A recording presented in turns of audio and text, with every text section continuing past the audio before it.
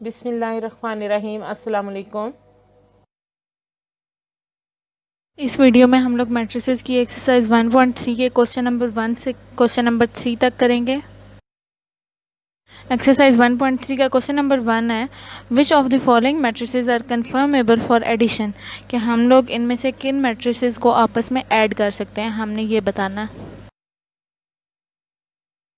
थोड़ा सा हम रिवाइज करते हैं। हमें पता है मैट्रिसेस एडिशन या सब्ट्रैक्शन के लिए तब कंफर्मेबल होते हैं जब उनका ऑर्डर सेम हो। अगर उनका ऑर्डर सेम होगा तो हम उनको ऐड भी कर सकते हैं, सब्ट्रैक्ट भी कर सकते हैं। लेकिन अगर ऑर्डर सेम नहीं है तो हम लोग उनको ऐड या सब्ट्रैक्ट नहीं कर सकते। 6 मैट्रिसेस गिवन है, इनमें से कुछ की एंट्रीज सॉल्व हैं, कुछ की एंट्रीज सॉल्व नहीं है। तो जिनकी एंट्रीज सॉल्व नहीं है हम उनको सॉल्व करेंगे। इस क्वेश्चन में सबसे पहले हमने गिवन मैट्रिसेस का ऑर्डर फाइंड आउट करना है। मैट्रिक्स ए की 2 रोज़ 2 कॉलम्स हैं, इसलिए उसका ऑर्डर 2/2 है। मैट्रिक्स बी की 2 रोज़ 1 कॉलम है, इसलिए उसका ऑर्डर 2/1 है। मैट्रिक्स सी की 3 रोज़ और 2 कॉलम है, इसलिए उसका ऑर्डर 3/2 है। मैट्रिक्स डी की हमारे पास फर्स्ट एंट्री अनसॉल्व्ड है, उसको हम लोगों ने सॉल्व किया तो वो एंट्री 3 बन गई। सेकेंड एंट्री भी हमारे पास 3 है। मैट्रिक्स डी का ऑर्डर हमारे पास 2/1 है, क्योंकि उसकी 2 रोज़ और 1 कॉलम है। सिमिलरली मैट्रिक्स ई की 2 रोज़ और 2 कॉलम है हमारे पास, इसलिए उसका ऑर्डर 2/2 है। फिर मैट्रिक्स एफ़ की एंट्रीज़ को भी सॉल्व करेंगे तो हमारे पास मैट्रिक्स एफ़ का ऑर्डर 3/2 बनेगा। जब हमने सब मैट्रिसेस का ऑर्डर फाइंड आउट कर लिए तो फिर उसके बाद हमने आइडेंटिफाई करना है कि किन मैट्रिसेस का ऑर्डर सेम है। तो हम देख सकते हैं कि मैट्रिक्स ए और मैट्रिक्स ई का ऑर्डर इक्वल है, जो कि है 2/2। दोनों मैट्रिसेस की 2 रोज़ और 2 कॉलम है। फिर मैट्रिक्स बी और मैट्रिक्स डी दोनों की 2 रोज़ और 1 कॉलम है, इसका मतलब है मैट्रिक्स बी और मैट्रिक्स डी का ऑर्डर सेम है।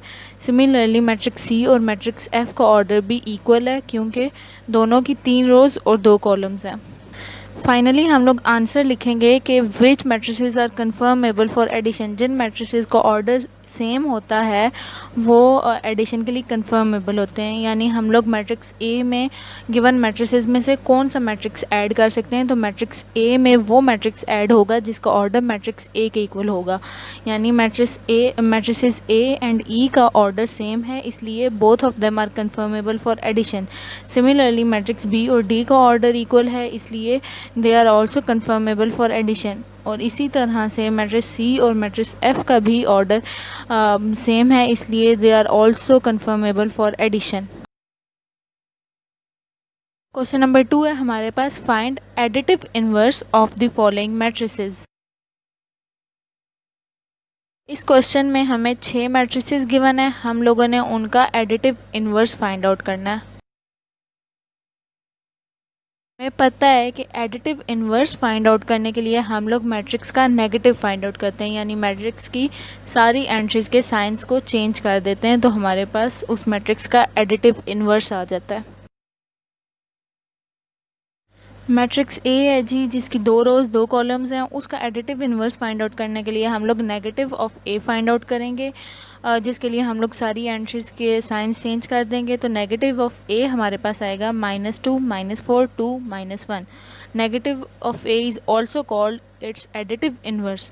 अब अगर हम लोगों ने कंफर्म करना है कि जो मैट्रिक्स हमने फाइंड आउट किया वो मैट्रिक्स ए का एडिटिव इन्वर्स है या नहीं, तो हम इन दोनों को आपस में ऐड कर लेंगे। दोनों का ऑर्डर सेम है, इसलिए और इनकी एडिशन पॉसिबल है।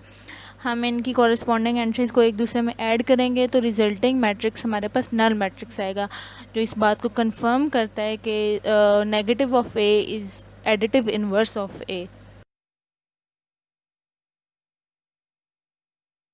सिमिलरली मैट्रिक्स बी है, इसका ऑर्डर 3/3 है, इसके भी सारे जो एंट्रीज़ हैं उनके साइंस चेंज कर लेंगे, नेगेटिव ऑफ बी आ जाएगा। जो नेगेटिव ऑफ बी होगा वही मैट्रिक्स हमारे पास एडिटिव इन्वर्स ऑफ बी होगा। फिर हमारे पास मैट्रिक्स सी है, जिसकी 2 रोज़ और 1 कॉलम है, इसके भी 2 एंट्रीज़ हैं। इनके जब साइन चेंज कर देंगे तो हमारे पास resulting matrix additive inverse of C आ जाएगा। सिमिलर के मैट्रिक्स डी के साथ 2 रोज़ 3 कॉलम्स हैं, सारी एंट्रीज़ के साइंस चेंज करेंगे तो हमारे पास एडिटिव इन्वर्स ऑफ डी आ जाएगा। मैट्रिक्स सी है, हमारे पास 2 रोज़ और 2 कॉलम्स हैं, स्क्वायर मैट्रिक्स है। इसका भी जब हम नेगेटिव ऑफ मैट्रिक्स लेंगे तो 1 के साथ नेगेटिव साइन आ जाएंगे और 0 न्यूट्रल है, इसलिए 0 एज इट इज़ आ जाएगा। तो रिजल्टिंग मैट्रिक्स जो हमारे पास बनेगा वो हमारा एडिटिव इन्वर्स ऑफ ई होगा। सिमिलरली मैट्रिक्स एफ है, इसमें भी हम लोग सारी 3 एंट्रीज हमारे पास पॉजिटिव हैं, 1 एंट्री हमारे पास नेगेटिव है। जो पॉजिटिव एंट्रीज़ हैं उनके साथ नेगेटिव साइन लगा देंगे और जो नेगेटिव एंट्री है उसका साइन हटा देंगे, तो हमारे पास एडिटिव इन्वर्स ऑफ एफ आ जाएगा।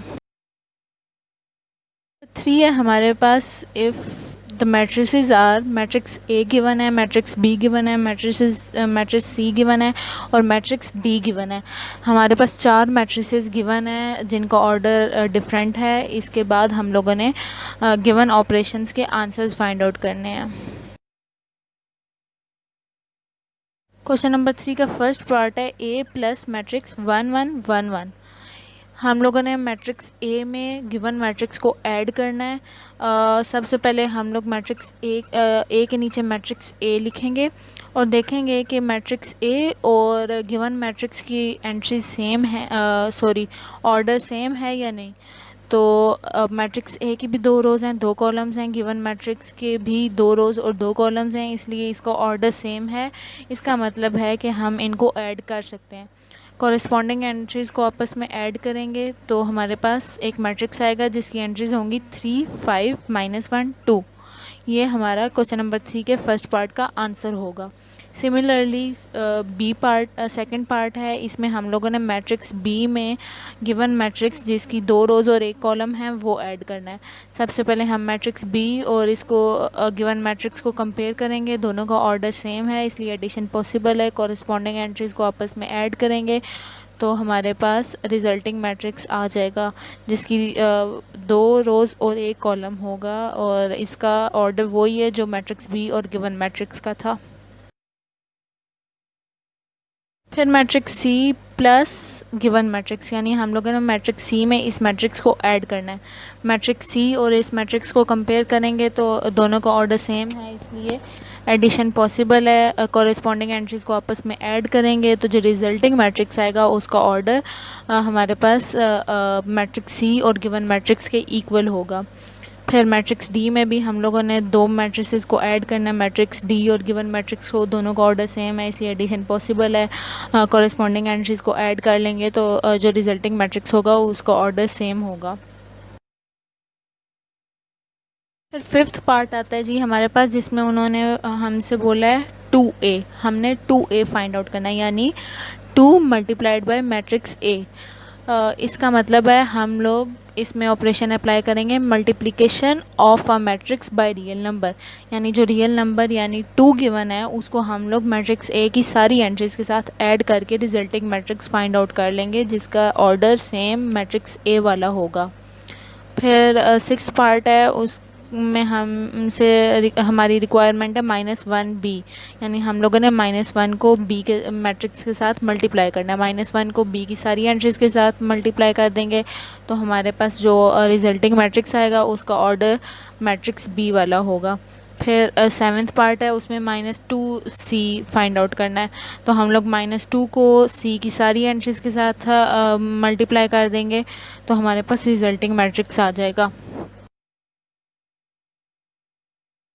फिर हमारे पास 8th पार्ट है, उसमें हमने फाइंड आउट करना है 3d, यानी 3 को मैट्रिक्स d की सारी एंट्रीज के साथ मल्टीप्लाई कर देना है तो हमारे पास रिजल्टिंग मैट्रिक्स आ जाएगा। फिर 9th पार्ट है, इसमें 3c यानी 3 को मैट्रिक्स c की सारी एंट्रीज के साथ मल्टीप्लाई कर देना है तो रिजल्टिंग मैट्रिक्स आ जाएगा।